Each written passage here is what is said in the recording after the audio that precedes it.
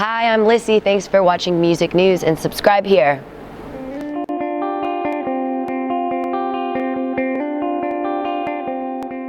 Lissie, how you doing? Good, how are you? Not too bad, all good. You're here at the Forum to perform live tonight. Looking forward to the show? I'm so looking forward to the show, yes. Good stuff. The new album, My Wild West, came out Friday. Congratulations. It's a great listen. Thanks. Thank you. Inspired by upheaval and, leaving California and moving back to the Midwest then?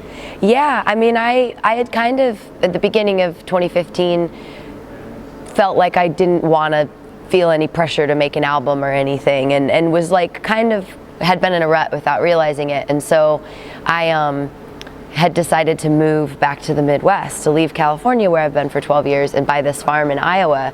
And I'd already written some songs like before I decided to do it, but it was almost like they were like subconsciously predicting this change that was about to occur. So it was a pretty cathartic experience. And so I had called a producer friend of mine, Kurt Schneider in California, and said like, hey, will you help me finish some songs before I move, just so I don't forget about them. And we had so much fun because there was no pressure and no end result in mind that we ended up just making an entire album. And then when it was done, I was like, oh, this is my Wild West. Like, this is the perfect, kind of way to depart California with this body of work that sort of pays homage to, my years there on the West Coast. Yeah, fantastic. I mean, a third album, self-financed, partly self-produced. Do you feel that you're sort of really taking control of your career at this point? I think I'm just starting to try to, I think I'm starting to understand how the music business works to a certain extent. I was really fortunate. I was on Columbia in the UK and had so much support, tour support, financially and just personalities that really helped me and believed in me. So I think I've been able to learn through having been on a major now, what are the different things that you need to do. And I've teamed up with Cooking Vinyl here in Europe, so I'm not totally doing it on my own, but I do feel more empowered to say what I do and don't want to do. Like, no one can really, I'm not really bound to do anything I don't feel like doing. Which is like, I hate people telling me what to do. I've always been a rebel. Yeah. But Cooking Vinyl is a great label as well, so you're in good hands. Cooking Vinyl, they're a great label, and they're at that place where they're like effective, but they're also like loose enough to say, hey, like, we've got ideas, and they have great ideas, and I love them, and I go with them, but also like, this is your thing. This is, it's your label in a way too, because I have Lion Boy Records and I'm licensing to different indies and around the world.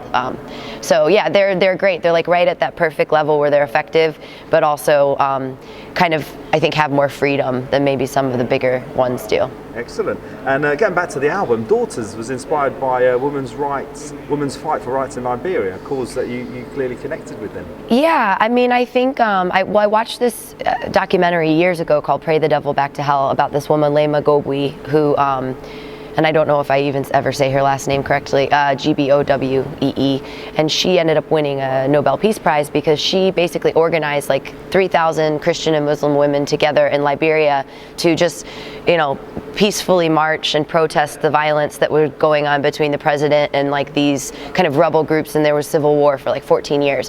And it was just such horror for the women and children that just through peaceful protest alone, they were able to get these peace talks to happen and ousted the president and like got rid of the violence and then had a woman president. And it's just sort of this amazing story that like, I don't know if a lot of people know about. So that really inspired me, but also just like, I listened to a lot of, NPR, National Public Radio in the States, and you hear about girls being sold into marriages so young and cultures like, in the Middle East or in Africa, and you hear about, the violence in South America with the drug cartels, and you hear about women being raped in India, and it's their fault because they should have known not to be out or not to wear certain things. And just today I was watching that movie Suffragette on the train. Yeah. And to think that 100 years ago, women were being beaten up by cops because they wanted to vote. It's just, I think men and women are equal. I don't think that any's greater than the other, but it's crazy in this day and age that there's so much oppression still, even in the Western world for women and their reproductive rights in the United States. You have to ask a panel of old white men if it's okay for you to get birth control. I mean, it's just like crazy.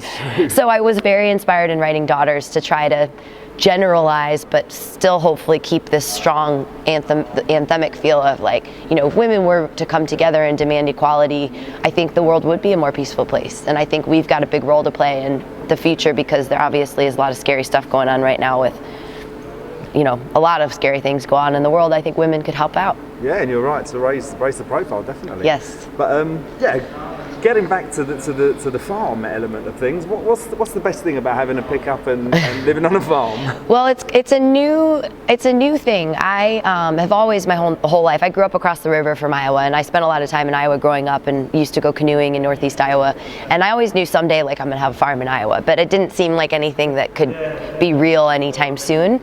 But I went and looked at properties, and it's like, I can swing this, you know, I can do this. So I haven't really been there a lot because I've been touring and promoting and, you know, trying to save up some money so that I can do all my farm projects. But it's pretty cool. I have a really rad, like, used truck that's really powerful, and that's in itself sounds dorky, but it's really fun to drive around on these backcountry roads, you know. And I've got 10 acres now. I'm getting another 37 I'll come into possession of in June, and so I'll have almost 50 acres of land, and I plan to not farm it, but to turn all of it over to conservation and prairie grasses and habitat. So just make some like, you know, protected lands where animals and bees and, you know, can kind of freely exist, because there's so much, like, you know, industrial agriculture that spans the middle of the country. And I have a barn that I want to turn into a recording studio, and, you know, I have all these projects in mind, but right now it's just my house is under construction. I haven't even moved in yet. I'm like a really? transient. Oh, Yeah, I'm on tour. I just tour. Yeah, I guess I just thought maybe there's a sort of a perfect split between tour and. Not yet. There will be. It's going in that direction. Like in May, I'm going to have a month off. I'm going to move. I'm going to plant some trees. I'm going to have to get signed up for this conservation program that I want to go into, and you know, so I'm trying to juggle everything. Yeah, superb. I mean, would you have wanted, talk about your Wild West, would you have wanted to live back in spaghetti western style Wild West days? I mean, I think it would be interesting if you could just like briefly see what that was and what that felt like. I think it would have been, any time other than now really wouldn't have been like the best time to be a woman that I can think of. I mean, if I was like Clint Eastwood or Dirty Harry, yeah, maybe. I don't know if I'd want to be like a barmaid in a saloon or anything. I think that could be potentially awful. Yeah, no, I would like to check it out if I had a time machine just for a day. But and touring wise these days, I mean, you play a lot solo, but tonight obviously you got a band with you. I do. What do you prefer, sort of? Well, you know, it's been good now just to switch things up, because I think that's how you grow. If you stay too much in the same thing, you just kind of stagnate. And I was fortunate to play with a great band for the last 6 years, and they're in California and Colorado, and really love and respect, and they're so talented. But in this new kind of the music business, like the Wild West, you know, it's like, how can you have a career but do things on your own terms? So I've been really enjoying getting back to solo touring, which I did a lot of in the States this summer, and I did a European solo tour, and it like mostly sold out, which was so encouraging. But it's good to be able to represent the album and play with a band. It's fun, you know. I don't have to carry all the weight. Like, I can just sort of step back and let the guitar player do a cool solo. So it's probably more fun to play with a band, but it's like a lot simpler to play solo. So I've found this balance of like finding a band that's based in Europe, and then I have another band that's based in the States, and each band will open for me and then also back me up. So it's kind of like a way for me to be able to make a band tour happen, and then but also like hopefully give them an opportunity to turn my fans on, because I have such a great fan base, and even the one show we played, they're going to want to go buy the traveling band's CD now. So hopefully it's a good trade-off for us. And they're a great band as well. They are amazing, yes. Yeah. What direction, talking about the next sort of album, what direction are you going in? Spilling water all over myself. Well, you know, I don't know yet what direction I'll go in. One thing that I found really encouraging and heartening and just inspiring, because of how I made this album, there was no set deadline or schedule or expectation or anyone to answer to or really run anything by. And I found that to be a really good way to get creative again, because music was always for me just, if I have something to say, I'll say it. But, you know, if someone were to say, well, we need you to write 12 songs by this day, and then we're going to go in the studio, and, you know, we're gonna whittle those 12 down to 8 or whatever, I'd be like, I don't really want to do that anymore. So I'm just sort of trying to write songs as I feel like it, and then maybe when I get some time I'll record more music, and just I give each song the life it deserves. It could be kind of a grungy rock thing, it could be a super folky country tinged thing, and I'm not afraid to do either. So just, I'm open to anything. I'll sing vocals on house music, you know. But I will say that I did record like 4 songs in Nashville in October, kind of just for fun, and it ended up going really well, so that now I would think, you know, I have to discuss with my team, but I would have maybe like another 5 songs to put out before the end of the year, just to keep people engaged. What, EP wise? I don't know. Or? Either a re-release. I mean, I haven't even talked to anybody about it yet. So I mean, I'm thinking either like a deluxe version of the album, or just kind of move on and just put out an EP that maybe is available, but not, you know, I'm not gonna like shout it from the rooftops. Maybe just put it online. I don't know. Happens, yeah.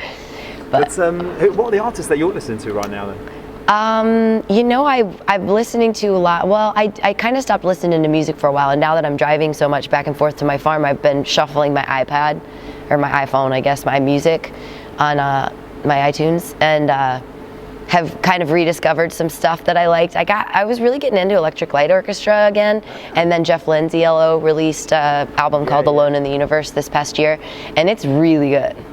Like, I can't get enough of it. There's a song, The Sun Will Shine on You, that is just, will just make you feel so comforted. You can be like lying in your bed in the middle of the night, like in a weird country, jet lagged, and you just put that song on and it makes you feel better about everything. I like Kendrick Lamar a lot. I wouldn't tell you that I'm well versed in everything he does, but just I feel like he's such a powerful, talented guy who's, you know, got this quality to what he does, but also has managed to get like, you know, super big, and he's awesome. And I like a lot of old music, like Bobby Gentry and Townes Van Zandt and John Prine, and great lyricists, you know. I'm into that. Great stuff. And what do you look forward to most apart from music when you're in the UK then? When I'm in the UK, Sunday roasts. I haven't actually like made I'm usually like hungover on a Sunday, so I have to like motivate to like go out of the hotel or something if I have a day off. I love Sunday roasts. I like Top Shop, which we have Top Shop now in California, but I think people here my fan base here is so nice to me that I feel like, you know, I don't feel like I'm too famous or recognizable, which I would find really awkward and uncomfortable, but like still get a lot of support. And you know, I like the old buildings, you know, just walking around, just it feels very special and magical. I stayed at one of the traveling band guys' parents' house a few nights ago, and they live in this like country house with this garden. It just felt like I was in a movie. So yeah, I definitely appreciate the aesthetic of England. Great. And well, thanks a lot for your time. It's been an absolute pleasure. My pleasure. You're welcome. Thank you. If you had to pick 3 songs for somebody that's just getting into Lissie, that you say, right, check these 3 songs out, these really sort of sum me up as an artist, what would you say they should listen to? Old or new? Anything. Oh, that's so hard. I guess When I'm Alone, because that was sort of like my first and kind of only like hit, I guess, and in some places at least. Everywhere I Go, which is also an old one, because that's a real heartfelt, I think, vulnerable song. And then maybe Don't You Give Up on Me on the new album, just to sort of show like how things have sort of stayed in the same world but have also kind of moved on. But I'm sure I should have picked 3 other songs. I don't know. No, that sounds good to me. Yeah. Thanks a lot. Anything else to say to music watchers? Just, you know, if you can afford to, buy my album. The money goes directly to me and back into the music I create and my show on the road and my videos and my photos, and, you know, being able to do what I artistically feel is right, not dependent on anyone else, you know, giving me the go-ahead, is something that is great. But it does require people actually, you know, buying tickets to the shows and buying the CDs if you want to continue to hear music from me. Absolutely. So, you know, shameless, like, buy my stuff. Thank you very much. Yeah, thank you. Nice to meet you.